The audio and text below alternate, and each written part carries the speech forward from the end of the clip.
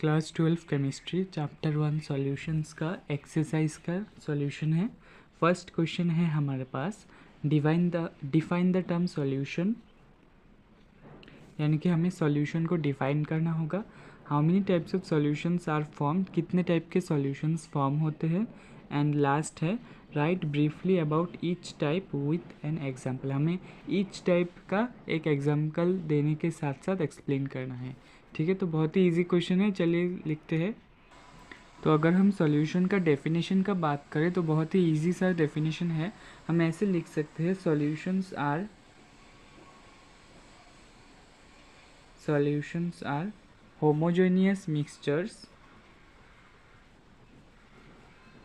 homogeneous mixtures of two or more than two components, यानी कि हमारे पास अगर कोई कंपोनेंट है दो या दो से ज़्यादा, उसका होमोजेनियस मिक्सचर होना चाहिए। होमोजेनियस मिक्सचर यानी कि उनका जो कॉम्पोजिशन है वो through out the mixture same होगा। जैसे कि पूरा, अगर इसका मतलब है कि जो सॉल्यूट है और जो सॉल्वेंट है वो आपस में पूरा मिक्स हो जाएगा। ठीक है, और अगर हम बात करें तो सॉल्यूशंस तीन टाइप के होते हैं। फर्स्ट होता है सॉलिड सॉल्यूशन, उसके बाद होता है गैसियस एंड उसके बाद होता है लिक्विड सॉल्यूशंस। तो हम टाइप में कैसे लिखेंगे, सॉल्यूशंस आर ऑफ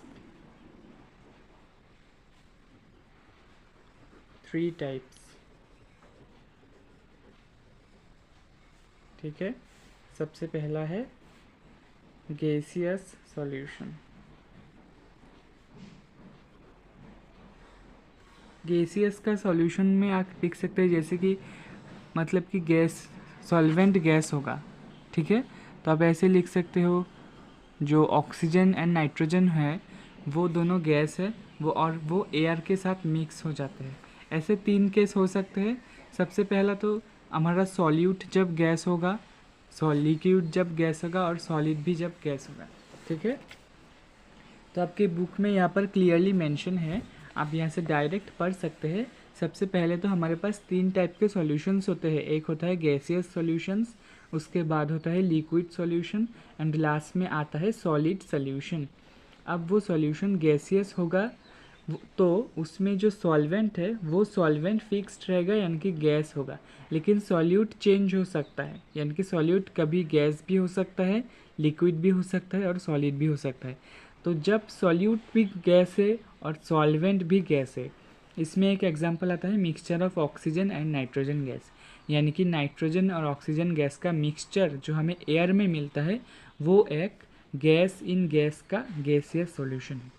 और इसका सेकेंड टाइप आ सकता है लिक्विड सॉल्यूशन, गैसियस सॉल्यूशन में ही जब हमारा सॉल्यूट जो है वो लिक्विड हो जाए, यानी कि gas, liquid in gas solution. ठीक है, इसका एग्जांपल है chloroform mixed with nitrogen gas. इसी तरह अगर हम सॉलिड इन गैस सॉल्यूशन की बात करें तो उसका एग्जांपल हो जाएगा कैम्फर इन नाइट्रोजन गैस। ठीक है, तो हर एक सॉल्यूशन में तीन तीन टाइप्स है। तो इसी तरह लिक्विड सॉल्यूशन की अगर हम बात करें तो लिक्विड सॉल्यूशन में सॉल्वेंट जो है वो हमारा लिक्विड रहेगा, लेकिन हमारा सॉल्यूट जो है वो गैस भी हो सकता है, लिक्विड भी हो सकता है और सॉलिड भी हो सकता है। और अगर सॉल्यूट गैस हो गया तो इसका एग्जांपल हो जाएगा ऑक्सीजन डिजॉल्व्ड इन वाटर, यानी कि पानी के अंदर जो ऑक्सीजन मिक्स हुआ होता है, ठीक है, घुला हुआ होता है, उसे हम समझ सकते हैं। अगर हमारा सॉल्यूट भी लिक्विड है और सॉल्वेंट भी लिक्विड है तो कैसे होगा example, ethanol dissolved in water. ठीक है, उसी तरह अगर हमारा सॉलिड सॉल्यूट है और लिक्विड सॉल्वेंट है तो उसका एग्जांपल क्या हो जाएगा, ग्लूकोज डिजॉल्व्ड इन वाटर। और generally glucose dissolve in water यानी कि हमारा सॉलिड लिक्विड सॉल्यूशन ही हम जनरली हमारे डे टू डे लाइफ में यूज़ करते हैं। इसी तरह सॉलिड सॉल्यूशंस की बात करें तो इसमें हमारा सॉल्वेंट सॉलिड रहेगा और सॉल्यूट गैस, लिक्विड और सॉलिड होगा। तो गैस इन सॉलिड सॉल्यूशन में एग्जांपल क्या होगा, solution of hydrogen in palladium.